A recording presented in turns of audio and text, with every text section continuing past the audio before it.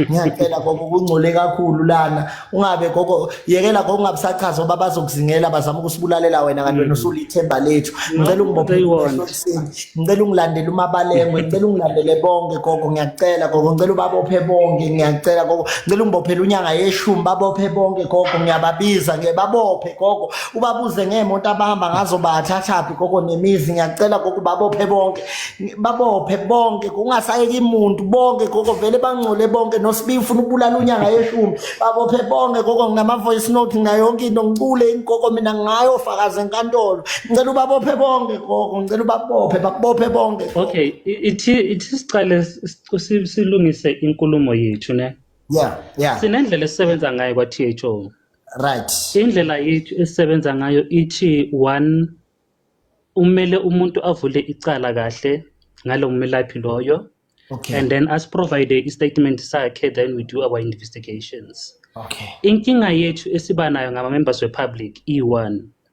especially laba sebenzisa ama services abelaphi bendabuko they don't come forward ba report ama cases wabo and kube ngathi inhlangano ayenzi lutho in terms of ukugwenca emagwegwe akhona kuba laphi bendabuko then kube nama cases athi one we sinento sithi code of conduct yomelaphi wendabuko umelaphi wendabuko otrainiwe ka THO uzokwazi ukuthi akamelanga ukuthi ahlukumeze isigulane nakandlela ithini at all okay so if enze lokho it means ukuthi now he has to commit a transgression according to the policies of the organization then siyakhona ukuthi umuntu onjalo mawuletha icala lakhe bese sithi akebuye azovela ngokorganization but one of the key challenges lesiba nazo engizokutshela ngazo ezikhona especially in the sector is the fact yokuthi after thina singu-THO sizokuphana ngejudgment yethu or decision yethu according to outcome esizobe siphume nayo ku-hearing bayasuka from THO bahambe bayojoina another organization and kuba inkinga lokho because in the absence of irregulation it becomes difficult ukuthi now umuntu umfake ekhoneni uthi but we have to account to this because kunale absence of regulation kunomsebenzi omningi esiwenzile within the sector ofaka phakathi ukuthi siqhumane neminyango kahulumeni chapter 9 institutions to say we need to look into the commercialization of irreligion singabuki kuphela kubelaphi bendawo but sibuke yonke kufaka phakathi inkolo yonke ayisonto yini whatever lokhona abantu ababelieve kibo because kunenkinga yokuthi at the end of the day abantu baya to these places of worship baya kubantu kubelaphi bendabuko bafuna kwelashwa bafune ini but bagcine bagcilazeka nababefundisi baqedile izingane zabantu futhi uyabona la eGoli bane Illuminati bathola abafundisi baqedile izingane webhuta akukho nje okukhona okright mina bengithi njengani yazi ukuthi mina bhuti isifiso samini ukuthi kuvalwe nje yonke into ekuthiwe yenkolo ke kubuye le act le ya 1957 la khona kwa suspendwa khona izinto zenkolo ngiyafisa ukuthi ke suspendeni again siqale phansi ke kuhlengwe ke kuqalwe nakhona umuntu mayethu ufuna ukuthwasa ke kuhlungwe ngempela futhi kube nzima nanokuthi aphumelele ngoba yabona abaningi abantu abangenile la kulomkhakha bagijima kodwa ayikho into abayenza ngicela ungitshela oyedwa lapho ke walapha icancer maziyo nangalapho kweTHO we had ugogo beka good ngokulapha icancer unfortunately ugogo washona 2 years back uyena kuphela kwi-South Africa yonke benimazi she was beka specializer normally what we do organization we say people must specialize hayi laba banenyosi negubhu bhuti lokho okusha and if you follow me uzobona there is a video kade ngikhuza khona ngithi kanti sokwenzekani abantu abasalaphi sebenza le igubhu kuphela sebenzisa lento lemikhonyovu le khona yonke kwaphela lapho kulapha lokuthi nesikwazi because one of the things ezikhona kwaTHO sizenzayo we train unosubalile laphana igama lakhe ucamangwini cela siwafunda ama comment uthi THO nayo doesn't take these cases serious unfortunately nabo they are scammers so I think umuntu also ebhale kanje usuke ne experience ethile I think ma ungamkhuphula azo explainer because mina ama cases engikhona ukuresponda ku ama cases from 2015 ilawo ebengi active kuwo wonke afaka phakathi case yakathandazile Mponzi afaka phakathi icase yalomntwana wasemganduzweni obulewe last Ngibela year cha early. kakhulu. So ama cases esiba now, we take them very serious. Currently we are supporting 8 yama cases. One yama case lawo ila Alexander inyanga idlengule abantwana abancane age of 14 ne 16 years. Kune case yase Eastern Cape awu3, and then there's a case trending at SA Kempton Park. We are also supporting that case together ne sister organizations esisebenza nawo. So ama cases wethu afikayo afaka phakathi GBV, we take them very seriously, because one of the things that I did ngiseso acting national coordinator ngiye ngalauncha iGBV desk for abantwasa nabantu abasebenzisa ama services wabogogo. This was bokuthi sifuna ukubona lama cases la anje angapheleli emoyeni ukuthi lack of into kanje, sufficient evidence, into eziningi ezithola zikhona kuma court systems. But now Okay, we are working towards establishing a national forum. Ukubekelenye isini la ekhona. Yes. Unomelaphi wendabuko, right? Funa ukuzwisa la. Owalala nomama wamnikezela iswasho wathi fanele ageze ngaso ngaphansi indlela amkela ngayo inhlanhla. Obviously umelaphi usenzile i-rape before, siya understand ukuthi umuntu wesifazane xa egeza ngaphansi iyasuka yonke i-evidence. Mina ngithi kini, is there a way mhlambe la ningangisayinisa khona ngisebenzisane nani nginibophele mina bonke labelaphi ngokwami ningibone ngiyasebenza mina. As you say, bengithi ngiexplain la indaba ye-national forum ye-GBV in a spiritual level. Lapho la sidinga khona ama-stakeholders afana nawe to assist, because we know ukuthi abantu obuningi they go for people abangabathemba, abantu who are closer to them, ukuthi ba-reveal these cases. But the forum is going to be formally launched in February, and it is going to be dealing solemnly with nama cases. Mana puti. Yes. Yabona mina puti ecishe ngingane kaMkhwanazi la kule country. Yabona nje into mina engikhuluma ngayo puti angimsukeli umuntu. Ngisuke ngiyiphethe ngesandla. Ngithi mina kuwe ngoba mina vele yonke into engiyithi nafana nomelaphi erobhile la ekhaya ubuyabhadala, labantu bala ekhaya bangakutshela ngaphandle kwephoyisa ubuyabhadala. Manje ngiyabuza ukuthi angenikhona mina ukuthi ke ngisebenzisane nani nginiphenye. Thina we are open ukuthi ungasiphenya, ungasebenzisa nathi ukuthi usiphenye. Okay. Because what we want, into esifunayo kumphakathi sifuna transparency, and you cannot lead an organization without transparency. Hence I'm saying that we are going to be launching a national forum, spiritual gender-based violence.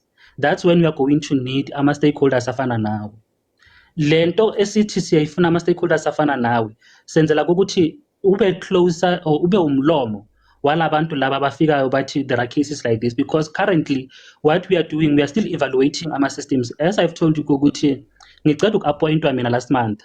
I'm busy doing evaluation into as organization isebenza ngazo ezenzayo nama programs are relevant as a responder to the need. And then from there, that's when I'm going to say, let us bring in new programs. But the first program engiza ngayo, a program layer forum layer city in national Okay. Mina ngibona actor kubela bendabuka abangaphansi kwenu kuphela, not ukuthi ne actor national. Then who is there on the national level on combine nonke o THO namanye ama organization mase deala nani nonke, not ukuthi kube u THO kuphela, because mina ngifuna lo deala nani nonke ngiyosebenzisana naye. Sine Traditional Health Practitioners Council of South Africa, which is THPCSA. I-council yakhona is currently led by uGogo Shilampele, who is the chairperson. Ngakhona uxhumana naye, mhlambe wena ungangixhumanisa naye. Okay. No, you can contact him. Ngicela ukuvala la on the public platform siye ngale, cause mina nginesifiso futhi sokuthi mhlambe si-arrange u-Zoom meeting whereby mina ngiphenya nina, ngifuna ukubona ngokwe audit wonke ama SOPs nendlela nina enithi nifunctiona ngayo. Mina, I'm welcome to that. Okay. Siyabo, ngicela ningixhumanise nogogo, ngicela wena ungixhumanise nogogo, ugogo nga-arrange na ngihlangane naye 99 ugogo, ngimcela ugogo endaweni yakhe safe noma ise-office, ngimfikele ngqo e-office, ngihlale naye phansi, ngimkhombisa uncola kwayo yonke indabuko, mase emva kwaloko siyibona ukuthi siyenze njani nangokwe-legislation ne-judicial kuyenzeka yini justice kubantu. That's what we all want ukuthi the main reason that we say we coexist as an organization ukuthi we want to protect the interests zabantu abasebenzisa ama-services wabogogo. USARS uyasebenzisana nani because baningi abalaphi bendabuko kumele bethathele imizi nemoto vele abagebenga abantu ngokuthola lezo zinto futhi abangayikhokhi i-tax since bengama-NPOs.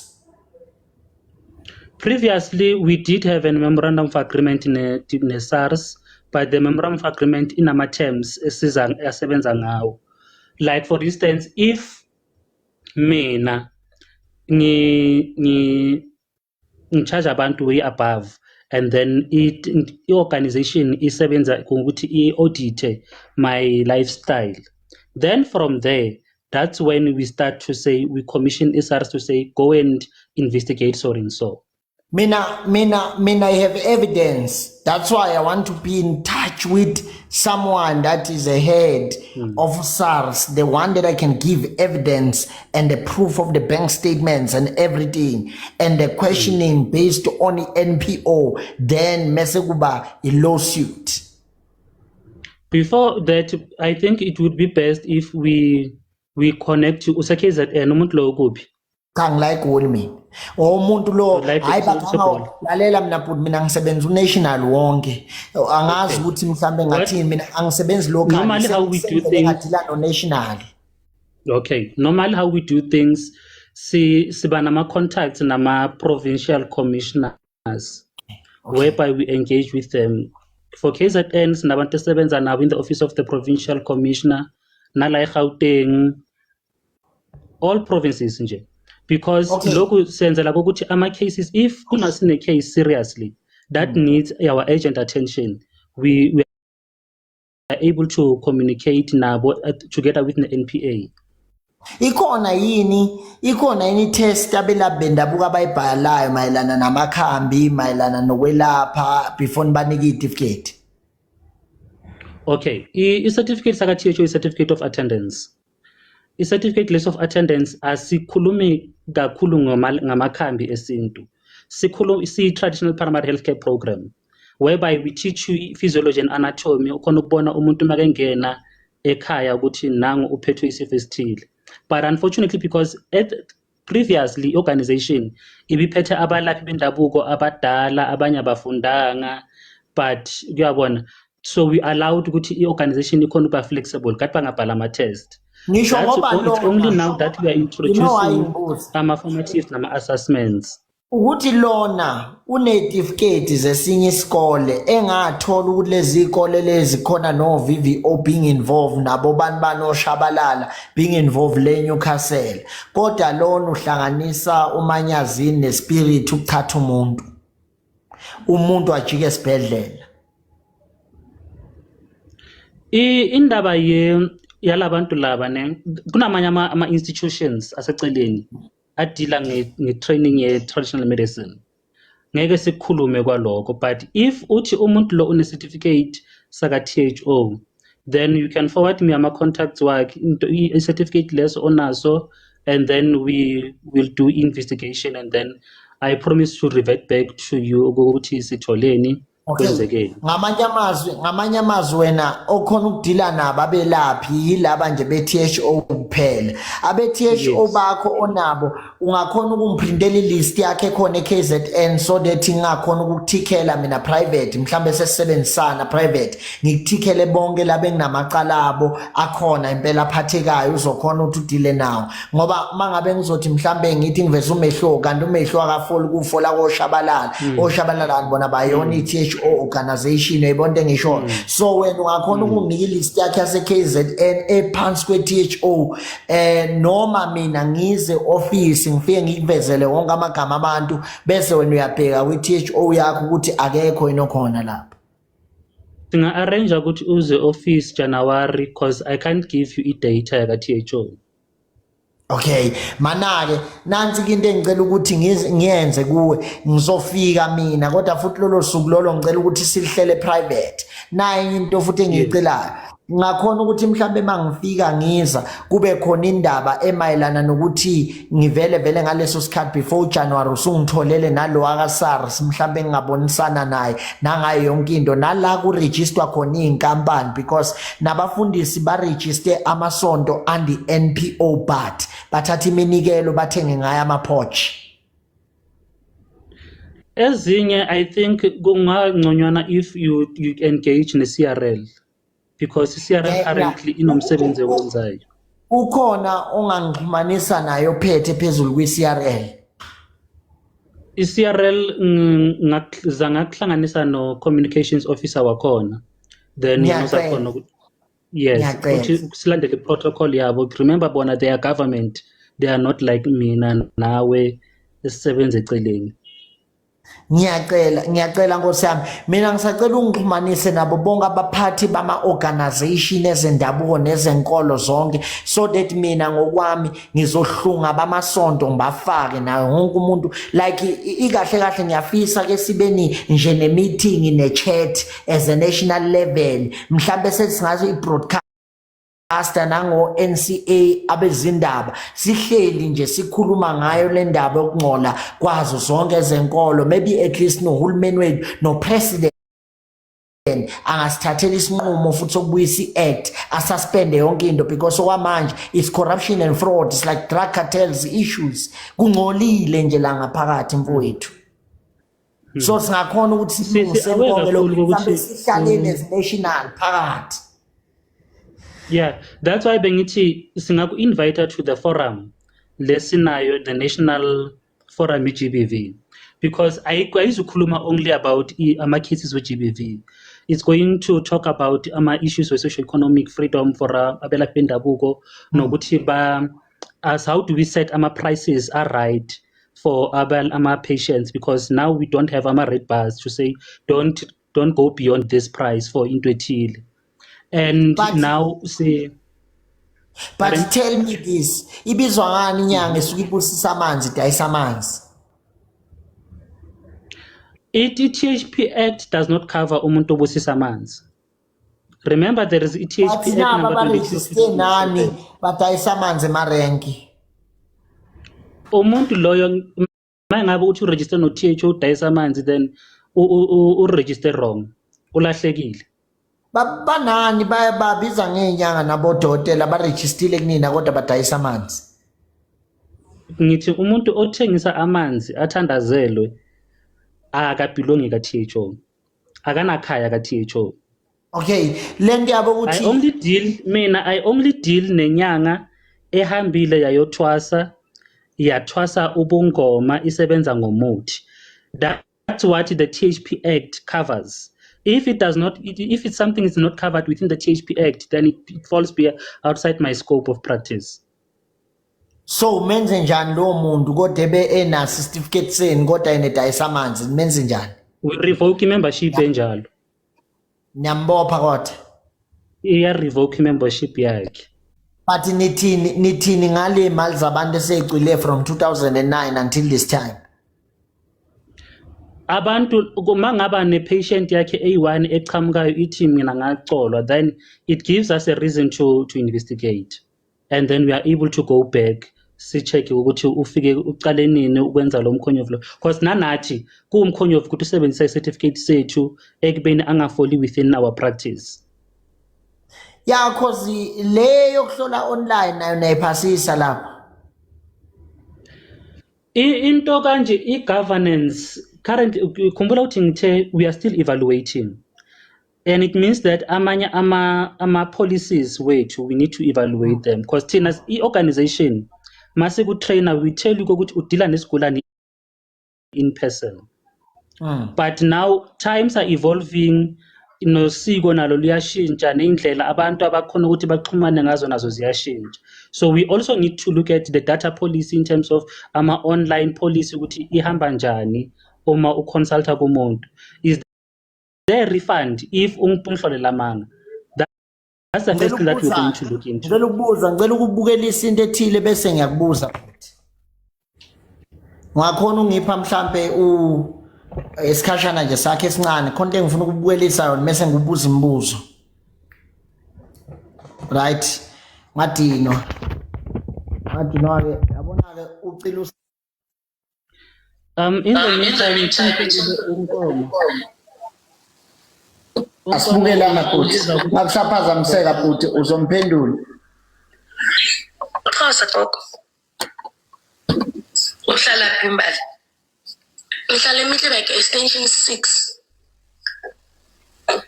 Uhlala noma? Cha, ngihlala nogogo. Bapha abazali bakho Mbali. Bashonile. Okay, isole ndaba uma mama nobaba mangikhula mina bengazi ukuthi bashonile kuyi2.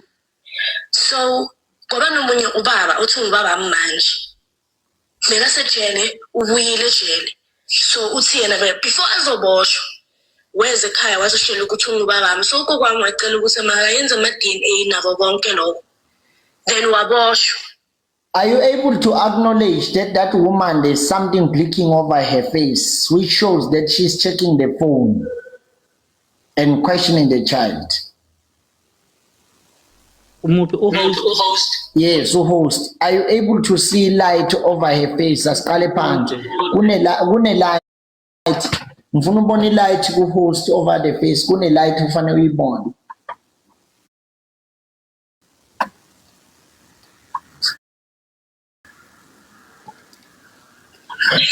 Khosa gogo.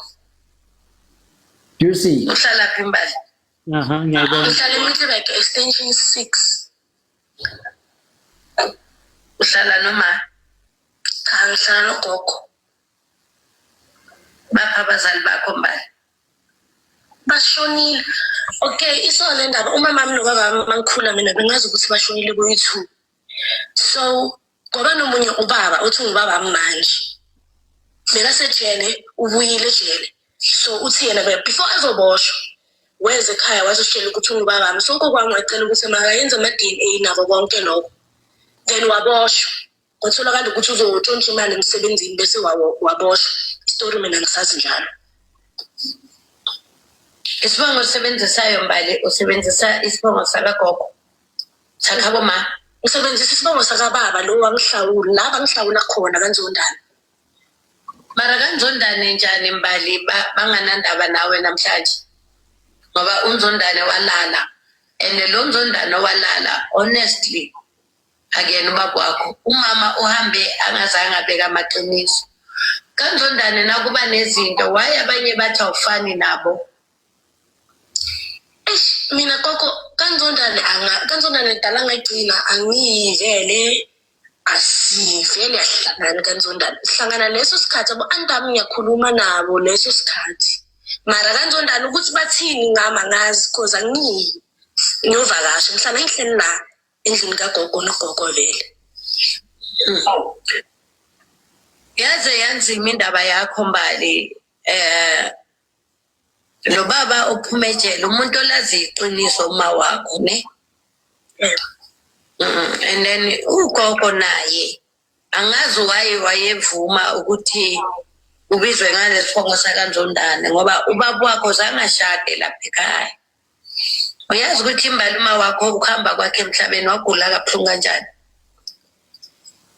Bengisesemncane mara I think ngiyazi kancane bathi bekane breast cancer. Yeah, ingakugoga athi wagula kabuhlungu. Istruggle for impilo yakhe mntanami yezwa. Ukuhamba kwakamama kwamlimaza ugogo. Namhlanje ngifuna ukukutshela Mbali ukuthi yini Mbali uthi kwenzekani when you finish grade 12 ngoba izifiso zakho ukuthi uphumelele uzofika evarsity wahamba konke Mbali kwase kuyavaleka. Kwenzekani Mbali ubani usibongile ngaphambi kokuthi sichubeke? Mbeke phone futhi. Beka ngumngane nami.